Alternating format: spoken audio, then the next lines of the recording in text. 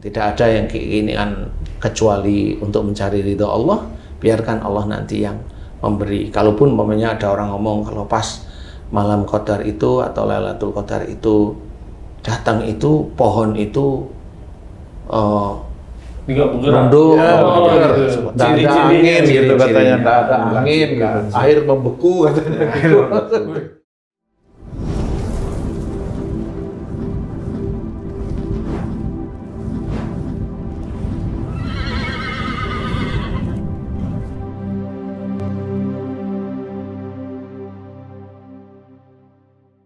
Bismillahirrahmanirrahim. Assalamualaikum warahmatullahi wabarakatuh. Waalaikumsalam warahmatullahi wabarakatuh. Para pemirsa dan sahabat beriman dimanapun berada, alhamdulillah kita berjumpa lagi di Ustadz Danu Official Channel.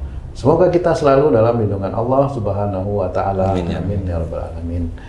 Di video kali ini kita akan ngaji lagi bersama guru kita semua, Pak Ustadz Danu. Assalamualaikum Pak Ustadz. Waalaikumsalam warahmatullahi wabarakatuh. Amin. Assalamualaikum. Waalaikumsalam Pak Tung. Amin, alhamdulillah. Para pemirsa dan sahabat beriman dimanapun berada, di bulan Ramadan ini tentunya kita juga tahu di bulan ini ada satu malam yang bagus sekali, malam 1000 bulan Lailatul Qadar. Nah, kami akan berbincang nanti dengan guru kita tentang malam Lailatul Qadar. Pak Ustadz, malam Lailatul Qadar itu dikatakan lebih bagus daripada 1000 bulan. Nah, bagaimana kiat-kiat? Aduh, Masya Allah.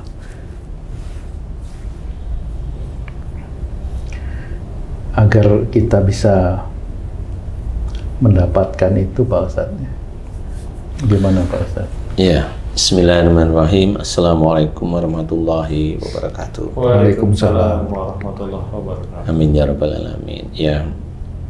Memang malam Lailatul Qadar ini ditunggu, khususnya Lailatul Qadar itu ya. Malam Lailatul Qadar turunnya sesuatu rahmat yang begitu besar, yang lebih lebih bagus daripada 1000 bulan. Jadi malam Qadar ini sendiri memang itu ada insya Allah di 10 hari terakhir, insya Allah seperti itu. Dan kemudian malam itu datang biasanya di hari-hari ganjil ya. Jadi malam ke, istilahnya itu bukan malam ke ya, istilahnya itu masuk ke paginya ganjil. Paginya ganjil. Pagi ini ukurannya jam berapa Ustadz kalau pagi? Ya lepas jam 12 kalau waktu Indonesia lah. Oh, Indonesia ya. Ya waktu Indonesia ini jam. Nah, apa ini ya? Miladiah ya? Ya benar, miladiah. Jadi paginya ganjil. Jadi ada beberapa hal yang harus kita perhatikan dan juga kalau mau ya kita kerjakan. Jadi untuk mendapatkan malam Qadar ini sesuatu yang sangat bagus, lebih baik dari 1000 bulan ini, tidak serta-merta bulan Ramadan tahun ini kita peng-pengan itu apa namanya? Mati-matian untuk berubah menjadi seorang yang soleh di hadapan Allah Ta'ala. Tidak bisa seperti itu. Menurut saya tidak bisa. Kalau menurut orang lain bisa, monggo. Tapi menurut saya tidak bisa. Karena Allah itu akan memberikan malam Qadar ini kepada orang yang sebenarnya juga terpilih. Sebenarnya terpilih, jadi tidak sembarangan. Kalau zaman Rasulullah ya Rasulullah lah. Ya. Nah, bagaimana kita itu kalau mendapatkan rahmat, insya Allah lah ya. Karena kita sudah mencoba untuk mengerjakan perintah Allah di bulan Ramadan, termasuk puasa, termasuk memerangi hawa nafsu istilahnya mati-matian, sekuat tenaga itu. Mati-matian sekuat tenaga. Nah, insya Allah mudah-mudahan diberi rahmat. Tapi kalau menuju ke arah qadarnya sendiri itu agak sulit. Jadi hanya orang-orang tertentu yang diberikan oleh Allah Ta'ala. Kalau memang yang diberikan oleh Allah Ta'ala qadar itu itu seorang nabi atau Rasulullah ya, Rasulullah. Jadi kita untuk sampai mendapatkannya itu paling tidak itu ya nyerempet ke arah Rasulullah. Walaupun sempurna seperti Rasulullah nggak akan mungkin, kita manusia biasa nggak akan mungkin. Tetapi kalau kita itu semua kita kerjakan apa yang ada dalam Quran dan kita mencoba mengerjakan apa yang ada dalam sunnah, nah, mudah-mudahan, dan itu dikerjakan bukan tahun ini, tahun-tahun sebelumnya. Tahun-tahun sebelumnya, bisa 10 tahun atau 20 tahun itu dikerjakan terus-menerus dan istiqomah. Dan yang dikerjakan itu bukan hanya cuma sholatnya, bukan cuma baca Qur'annya, bukan cuma puasanya, tapi juga akhlak-akhlak Rasulullah juga harus dikerjakan. Bagaimana yang sangat sering tidak marah sehari-hari, baik dengan istri, baik dengan suami, baik dengan keluarga yang lain, apalagi dengan orang tua, itu kan harus dipegang. Kalau seorang Islam itu tidak bisa megang seperti itu, walaupun dia itu puasanya puasanya itu penuh, bulan Ramadan itu penuh, ya belum tentu dia mendapatkan qadar itu sendiri. Nah, di titik inilah yang harus kita ketahui. Kalau memang pengen kerjakan mulai saat ini semua perintah Allah dalam Quran dan sunnah-sunnah Rasulullah. Contoh aja yang paling gampang, ya, kita belajar tidak seperti Fir'aun, mamanya. Fir'aun ada dalam Quran. Jadi kita belajar tidak seperti Fir'aun, mamanya apa, menang-menangan, kalimatnya harus dituruti, kan gitu ya. Merasa lebih baik, merasa benar, merasa berkuasa, kan seperti itu. Dia bisa menjadikan orang itu mati, ya dipancung, kan gitu, dia bisa seperti itu. Hidup dibebaskan, itu kan menurut akal dia. Nah, kita belajar dari Fir'aun, tapi bukan yang jeleknya. Belajar dari Fir'aun itu kita tidak seperti dia. Bukan jeleknya Fir'aun yang kita pelajari, boleh kita pelajari, tapi jangan lakukan. Tahu. Akhirnya kita juga jangan merasa seperti Fir'aun itu, jangan merasa seperti Tuhan. Nah, seperti Tuhan itu yang bagaimana?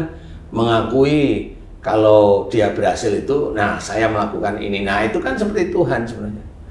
Bermain-main seperti Tuhan. Nah, kalau itu diucapkan terus-menerus, dan itu lekang, dia tidak pernah memohon ampunan kepada Allah Ta'ala, dia melakukan perbuatan syirik, itu namanya syirik kepada dirinya sendiri. Tidak boleh. Saya dengar lagi Pak Ustadz, maaf, ini satu pendakwah yang mengatakan kita harus mengikuti semangatnya iblis itu Pak Ustadz. Wah, itu malah gimana? Yang semangat gimana nih maksudnya? Kan iblis itu katanya minta sama Allah untuk menggoda manusia ya, dari atas, itu dianggap itu semangat. Kita harus ikuti semangat itu. Gimana itu ya Pak Ustadz? Semangat yang gimana yang harus diikuti? Nah, itu yang kan tidak dijelaskan. Yang penting semangatnya iblis itu kita ikutin. Selain semangat, sabar iblis juga nggak diikutin nggak? Lah kan, saya kan sabar dalam mengganggu. Iya, dapat terus aja. Setengah-setengah belajar gini kan jadi kaget gitu. Gimana itu Pak? Iya, nggak boleh. Iya ya. Kita punya contoh itu Rasulullah, ya kita contoh Rasulullah lah, kan gitu ya. Semangatnya itu ya batasan manusia kan ada. Kalau iblis itu kan dia tidak makan. Ya menurut saya itu dia tidak makan. Iblis, jin itu sebenarnya tidak makan. Jadi kalau jin makan itu kan kalau dia disuguhin aja. Iya. Kan gitu. Atau dia minta itu karena ada perjanjian aja jin itu. Jadi jin itu sebenarnya nggak makan dan dia nggak mati, nggak makan itu nggak mati. Iya. Tapi kalau kamu nggak makan, ya lapar. Ya kalau sehari, coba kan seharian benar sampai malam nggak makan. Iya, lemes. Kalau kamu jawab lemes kurang tepat. Apa itu Pak? Kalau kamu nggak makan seharian, Ya. saya jawab nggak mungkin. Karena sebelum lapar itu sudah Harus ada. gojek, grab dan sebagainya. Kata lainnya mustahil. Mustahil. Itu malah jawaban yang tepat untuk kamu itu tuh. Jadi nggak mungkin kamu lapar itu. Iya, seperti itu kalau dengar-dengar itu Pak Ustaz. Iya, janganlah ya. Itu kan sudah memang semangatnya setan itu sudah, tapi kan kita bukan seperti itu maksudnya. Maksudnya bersemangat ya jangan semangatnya setan yang kita pakai ya nggak usah. Kita contoh juga nggak perlu kan gitu ya. Karena semangatnya kita sendiri itu sendiri kalau memang mau jadi baik itu tergantung dari Allah Ta'ala juga. Jadi kalau kita mengerjakan suatu kebaikan tapi dipenuhi dengan nafsu, ya nanti kita tidak akan sampai. Nanti kebanyakan kita bisa mengerjakan suatu kebaikan. Kalau itu ada nafsu terus-menerus, itu nanti adanya cuma ujub, riya, bangga, sombong, ujub, riya. Ya, kelihatan secara harfiah mata orang, telinga orang biasa, oh dia pinter ya, oh dia gini. Tapi ya belum tentu di hadapan Allah Ta'ala itu benar-beneran. Bisa aja pada saat dia itu melantunkan sesuatu atau menceritakan sesuatu, di sini ada ujub, ada riya. Itu tetap orang lain nggak akan tahu, tidak akan tahu. Nah itu juga bahaya juga. Makanya contohlah kita Rasulullah Muhammad SAW sebagai Nabi kita, Rasulullah, yaitu kita contoh yang baik. Nah insya Allah dari sanalah mudah-mudahan kita bisa kalau sempurna saja tetap tidak bisa, tidak mungkin ya. Paling tidak itu kita mencontohkan satu-satu dari mulai cara belajar bicara yang halus, yang baik, yang lembut kan seperti itu. Kemudian menjaga sikap kita tidak keras, hati kita tidak kasar kan seperti itu. Dan dengan saudara-saudara seiman kita senantiasa merangkul, tidak memecah belah.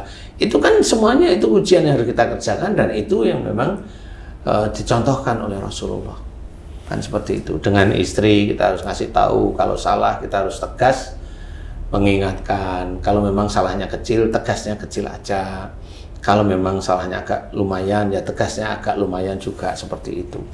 Jadi sifat-sifat yang kita lakukan itu benar-benar punya dasar dari sunnah Rasulullah. Jadi sudah jelas. Kemudian dari mana lagi? Dari Quran yang diberikan Allah kepada kita untuk pegangan hidup kita. Nah, dari situlah insya Allah kita kerjakan semuanya. Lillahi ta'ala, kesempurnaan itu mulai berjalan. Itu kesempurnaan itu hanya Allah aja yang tahu. Dan kita itu hanya mengerjakan, terus-menerus mengerjakan. Istilahnya kita kerjakan terus-menerus. Fastabiqul khairat itu juga harus kita fahami ya, berlomba-lomba dalam kebaikan itu juga harus kita fahami sehingga kita ada semangat untuk menuju ke arah sana. Nah, di titik-titik itu 1 tahun, 5 tahun, 10 tahun itu terus menumpuk semua amal-amal soleh itu kita coba kerjakan satu demi satu. Dari mulai kita ngobrol, dari mulai kita melihat, dari kita mulai mendengar sesuatu nggak cocok, nggak usah terlalu didengarin. Melihat nggak bagus ya kita nggak perlu melihat itu kita coba terus menerus. Ada saudara kita berantem ya kita coba melerai. Semua istri kita ngomong yang nggak enak ya kita mencoba memberi nasihat. Anak-anak yang ngomong seperti ini atau melakukan hal kita juga berusaha. Nah semuanya ini adalah kita kerjakan semata-mata karena Allah. Nah mulai dari sanalah malaikat raqib yang mencatat kebaikan demi kebaikan, pahala demi pahala itu akan disampaikan kepada Allah Ta'ala. Nah, kalau sudah nanti Allah sampai, Allah akan melihat siapa dia sebenarnya. Nah, di titik itulah nanti Allah akan, ya saya nggak berani bercerita bahwa malam Qadar itu sendiri akan diberikan kepada orang tersebut, ya enggak, tapi intinya malam Qadar itu akan diberikan kepada orang yang sudah dipilih oleh Allah aja. Nah, bisa aja yang dipilih yang gimana, ya imannya bagus, kemudian ketaatannya pada Allah Ta'ala bagus, amal solehnya juga bagus,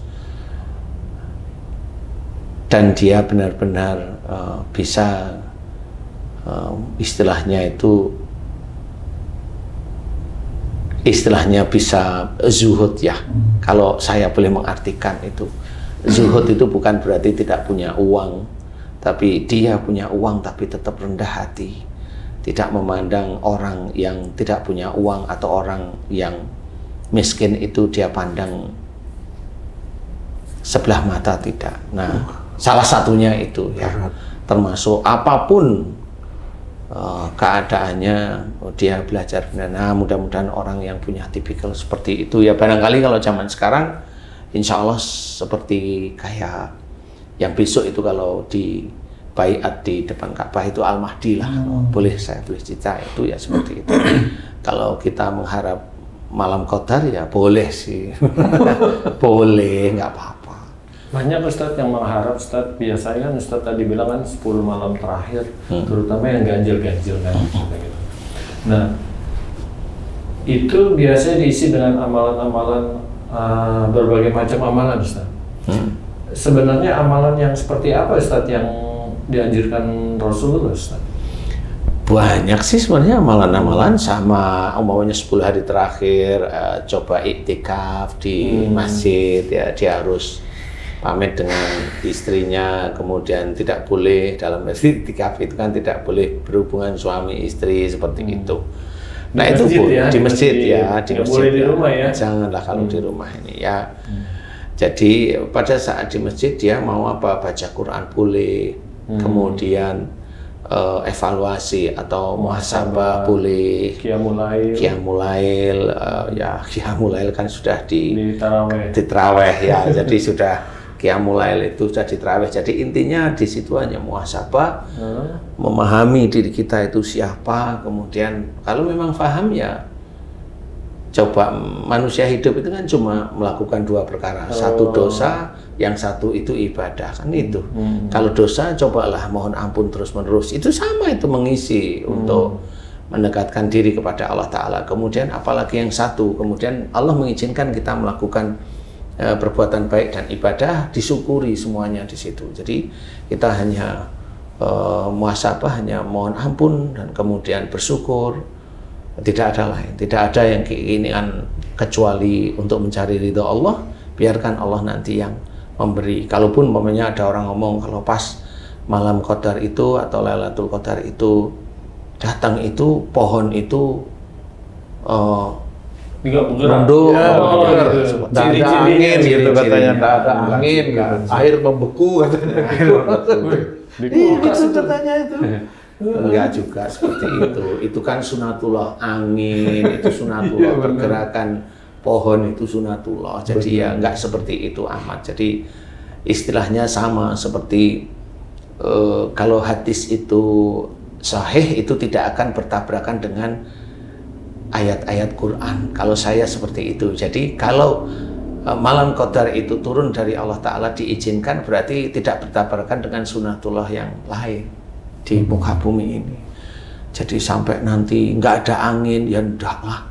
Kalau pas nggak ada angin, yang di daerah situ aja. Masa daerah situ ada Lailatul Qadar kan seperti itu ya. Jadi nggak juga seperti itu. Jadi itu enggak. Jadi menurut saya tetap aja biasa saja. Kalaupun umpamanya pada saat malam qadar itu seperti kalau matahari bersinar itu seperti redup, ya bisa-bisa aja karena itu memang sudah tertulis. Jadi bisa, kalau itu saya bisa bilang bisa. Hati sepertinya sejuk-sejuk aja di pagi harinya itu ya, bisa saja karena itu sudah tertulis, jadi bisa. Jadi tidak menyengat gitu, tidak terik mamanya, bisa. Tapi di mana? Wallahu a'lam. Di tempat turunnya qadar, iya bisa saja gitu ya. Jadi harus hati-hati seperti itu. Jadi kalau kita menginginkan malam qadar itu ada pada diri kita, ayo diperbaiki sejak dini, sejak usia muda kita perbaiki beneran ya. Kita perbaiki beneran. Makanya kalau umpamanya ada seseorang yang dalam kehidupan sehari-harinya sulit untuk sabar, ya gimana dia bisa mendapatkan qadar? Sabar aja sulit kan gitu. Oh, Umpamanya bilang, oh saya waktu saya nggak dapat bonus, insya Allah saya nggak marah. Iya sih, bonus cuma 500.000. Tapi kalau bonus itu umpamanya 15 juta, wah drecek nih sudah. 1 M dong. Nah, itu nggak ada. Ingat bertahun-tahun. Itu kalau pekerja nggak mungkin. Nah, mungkin. Yang mungkin adalah direksinya. Ya, 1 M itu biasanya begitu. Nah, disinilah harus dikerjakan terus-menerus. Ibadah yang kita kerjakan istiqomah, kemudian terus berakhlak yang